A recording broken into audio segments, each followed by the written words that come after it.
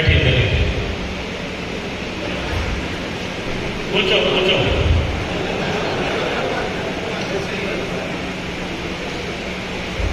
इसलिए हमारे द्वारा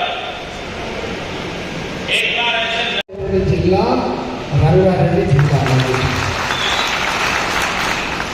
మనం పెద్దన్న పాత్ర పోషించే అక్కడ ఉన్నది.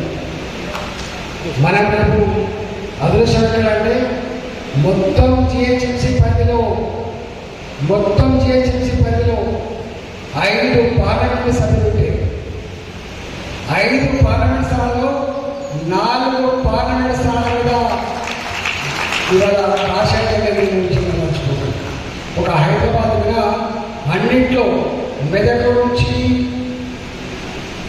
ఒక మనకు బోడగిరిలో తప్పైంది ఒక కాన్సెన్స్ కానీ అదర్వైజ్ అన్నింటిలో మనమే కలిసి ఒక మాట చెప్పాలంటే 1 కోటి జనాభా ఉన్న 1/4 జనాభా ఉన్న తెలంగాణ గవర్నమెంట్ మీద ఇవాళ మనం పతాక ఎగరవేసినాం. రాబోయే కాలంలో తప్పకుండా యావత్ తెలంగాణ గవర్నమెంట్ ఆస్కారం ఉన్నది. ఇప్పటికే చెప్పుకుంటూ మొన్న మనకు వచ్చిన విజయం టెక్నికల్గా 8 పార్లమెంట్స్ మాత్రమే కావచ్చు, కానీ ఇవాళ అధికార పార్టీకి మనకు నుండి తేడా కేవలం 4-5% మాత్రమే. కాబట్టి 36% ఓట్లు సాధించి ఒక అజేయమైన శక్తి అయినటువంటి పార్టీ భారతీయ జనతా పార్టీ. కాబట్టి మనందరూ రేపు తీరిక లేకుంటుంది. మన ఎజెండా ఏది అక్కర్లేదు.